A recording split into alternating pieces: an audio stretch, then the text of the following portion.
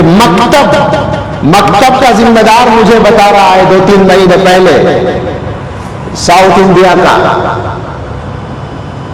6 سال کا بچہ مکتب میں پڑھنے والا 6 سال کا بچہ درد لے بھی رہا تھا، سپلائی بھی کر رہا تھا.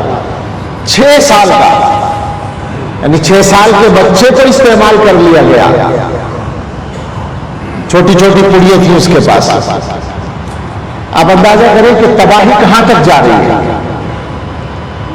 ہم یہ سوچ کے خوش ہو جائیں کہ ہماری کچھ مسجدوں میں بھیڑ نظر آتی ہے، ماشاءاللہ یہاں جامع مسجد میں بہت اچھا مجمع رہتا ہے، ہمارے مدرسے بھی کچھ چل رہے ہیں، ہماری جماعتیں بھی کچھ جا رہی ہیں. یہ سارا کام 1% ہے. مسلمانوں کا 1% بھی نہیں بنتا سب ملا کر. یہ خوش ہونے کی بات بس اسی حد تک ہے کہ یہ کام چل رہے ہیں، لیکن یہ کافی نہیں ہو رہے. حالات بہت خراب ہیں. اور خود مسلمانوں کا اپنا جو حال ہے، یعنی گویا اپنی برائیوں کا احساس یا اپنی اصلاح کی فکر، اس معاملے میں بہت برا حال ہے. سمجھ میں نہیں آتا. یعنی مسلمانوں کا عالم اس زمانے میں یہ ہے، آپ سوچیں گے کہ عجیب آدمی آیا بس مسلمانوں کو برا کہہ رہا ہے. میں اوپر کہہ چکا ہوں جو کہنا تھا، شروع میں جو بات ضروری تھی وہ بھی کہہ دی ہے، لیکن میں کیا کروں، مسلمانوں کے ٹھیک ہوئے بغیر مسلمانوں کے حالات تو ٹھیک نہیں ہو سکتے نا. کسی بھی مسلمان کے دنیا کے حالات ٹھیک ہونے کے لیے ضروری ہے کہ اس کا دین ٹھیک ہو جائے. یہ شرط ہے. تو پھر کیوں نہ بات کریں ہم اس کی. مسلمانوں کا عالم یہ ہے کہ آج بے حسی اس انتہا کو پہنچ گئی کہ دنیا کے کام ٹھیک کرنے کے لیے بھی صحیح سے تیار نہیں ہے. قرآن کریم کی ایک آیت مجھے یاد آئی. باری تعالیٰ نے فرمایا وَلَا تَكُونُوا كَالَّذِينَ نَسُوا اللَّهَ فَأَنسَاهُمْ أَنفُسَهُمْ. ان لوگوں کی طرح مت ہو جاؤ جنہوں نے اللہ کو بھلا دیا. اللہ سے غافل ہو گئے تو اللہ نے ان کو ان کی ذات سے غافل کر دیا. یہ سزا ہوتی ہے. کہیں لکھا ہوا پڑھا کہ علامہ اقبال سے کسی نے پوچھا تھا کہ آپ کے ہاں جو یہ خودی کا فلسفہ ہے، اقبال خودی پر بات کرتے ہیں نا بہت، یہ کہاں سے لائے؟ تو انہوں نے قرآن شریف کھول کے دکھایا اور یہ آیت اس پہ انگلی رکھی کہ اس آیت سے تم اللہ کو بھلا دو گے تو اپنے آپ کو بھول جاؤ گے. اپنے آپ کو یاد رکھنے کا مطلب یہ ہے کہ اللہ کو یاد رکھا ہے. اپنے آپ کو یاد رکھنے سے مراد ہے اپنے صحیح نفع اور نقصان کو پہچاننا. آج حالات یہ ہیں کہ مسلمان ذرا سے پیسوں کے لیے ایمان بیچنے کو تیار ہے. اس کا مطلب یہ ہے کہ وہ نفع نقصان کو نہیں پہچانا، اور یہ سزا ہے اللہ کی طرف سے اللہ کو بلانا. یہ صورتحال ہے تو ظاہر ہے کہ اس کو تو بدلنا پڑے گا.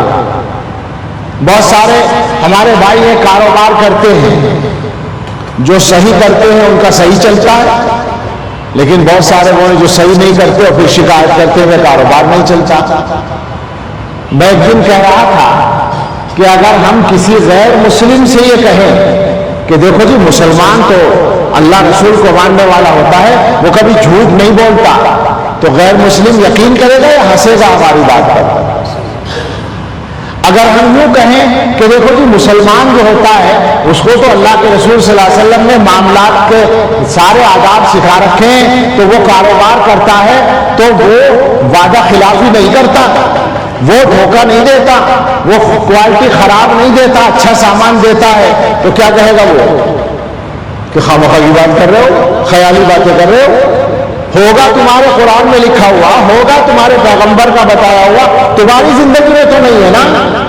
مجھ سے ایک عالم نے کہا، وہ کاروبار کرتے ہیں، کہنے لگے کہ مجھ سے غیر مسلم کہنے لگا، اس کے ساتھ ہمارا چلتا ہے کاروبار 8-10 سال سے، تو وہ کہہ رہا تھا ایک دن کہ مولانا آپ تو بالکل ہماری طرح ایمانداری سے کام کرتے ہیں. ہندو کہہ رہا ہے مولانا کو خوشی میں، تعریف میں، کہ آپ تو ہماری طرح ایمانداری سے کاروبار کرتے ہیں. بالکل ظاہر ہے یہ کہنے کا موقع ہے نا اس کو، چونکہ ہمارے بہت سے بھائیوں کی ایمانداری کو اس نے جانچ رکھا ہے، تجربہ کر رکھا ہے، تو سوال یہ ہے کہ اگر یہ بھی ہم نہیں کریں گے تو دنیا کے کام بھی کیسے ٹھیک ہوں گے؟ مثلا تجارت کی بات چل رہی ہے، جیسے آ گئی بات، تو میں یہ کہتا ہوں کہ تجارت کے کامیاب ہونے کے لیے ایمان بھی شرط نہیں ہے دنیا میں۔ کہاں شرط ہے بھائی؟ کتنے بڑے بڑے تاجر ہیں غیر مسلم، یہ یاد رکھیے آخرت میں ایک گیہوں کے برابر نعمت ملنے کے لیے بھی ایمان شرط ہے۔ آخرت کی بات نہیں کر رہا میں دنیا کی بات کر رہا ہوں۔ دنیا میں کاروبار چلنے کے لیے ایمان شرط نہیں ہے، مگر سچ بولنا شرط ہے، سامان کی کوالٹی صحیح ہونا شرط ہے، وعدے کی پابندی ہونا شرط ہے، لوگوں کو دھوکہ نہ دینا شرط ہے۔ یہ ساری شرطیں تو ہیں نا، یہ شرطیں کوئی غیر مسلم پوری کرے گا اس کا کام بھی چلے گا، کوئی مسلمان پوری کرے گا اس کا کام بھی چلے گا۔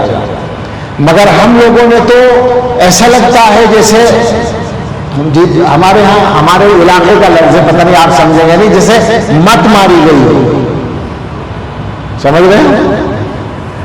ایسا لگتا، میں مذاق نہیں اڑا رہا ہوں، میں تو اندر کی تکلیف میں بول رہا ہوں، میں روتا ہوں ایسے الفاظ بولتا ہوا۔ مجھے ایسا لگتا ہے کہ مسلمان اس زمانے میں ایسے حالات سے گزر رہے ہیں، اس لیے کہ نہ دین ٹھیک کرنے کی فکر ہے نہ دنیا ٹھیک کرنے کی فکر ہے۔ بہت سارے جوان ہیں جو ملتے ہیں کہ صاحب روزگار کے لیے دعا کر دو، کاروبار کے لیے دعا کر دو، اور محنت نہیں کرتے۔ صبح کو رات کو دیر سے سوتے ہیں، صبح کو 12 بجے سو کے اٹھتے ہیں۔ تو ایسے لوگوں کے لیے دعا کریں یا کیا کریں؟ کاروبار کی دعا کریں یا ان کو آدمی بننے کی دعا کریں کہ صحیح آدمی بن جائے؟ آپ سوچئے کیسے چلے گا کام؟ میری باتیں تھوڑی سی الگ لگ رہی ہوں گی لیکن صحیح بات کر رہا ہوں نا۔ حضرت محمد صلی اللہ تعالی علیہ وسلم کی زندگی کو پڑھو، وہاں ایک ایک چیز مل جائے گی۔ میں ایک چیز سناؤں آپ کو، شاید اکثر لوگوں نے نہیں سنی ہوگی۔ لوگ زمین بیچتے ہیں، مجھے یہاں کا پتہ نہیں، یہاں تو زمین ہی کہاں رکھی ہے پہاڑوں میں، لیکن ہمارے علاقے میں کھیت بہت سارے ہوتے ہیں، جنگل کی زمینیں زیادہ ہوتی ہیں لوگوں کے پاس، تو لوگ جو ہے زمین بیچتے ہیں۔ یہاں بھی دکان تو آپ بیچ ہی سکتے ہیں، جائیداد تو ہوتی ہے کچھ نہ کچھ۔ عام طور پر ہمارے زمانے میں چونکہ مسلمانوں کے حالات تو بس ایسے ہی چل رہے نا، تو وہ زمین بیچے گا اور وہ جو پیسہ آئے گا اس کا کیا کرے گا؟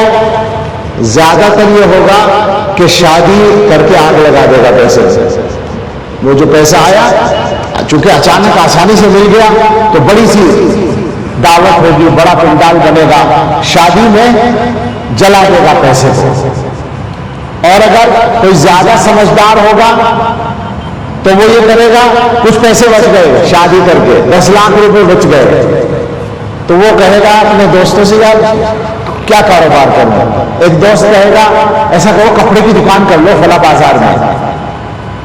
کپڑے کی دکان کر لی، کپڑا کاٹنا نہیں آتا، کپڑا خریدنا نہیں آتا، کپڑا بیچنا نہیں آتا، کپڑے کی پہچان نہیں، دکان کپڑے کی کر لی، 2 سال میں ختم۔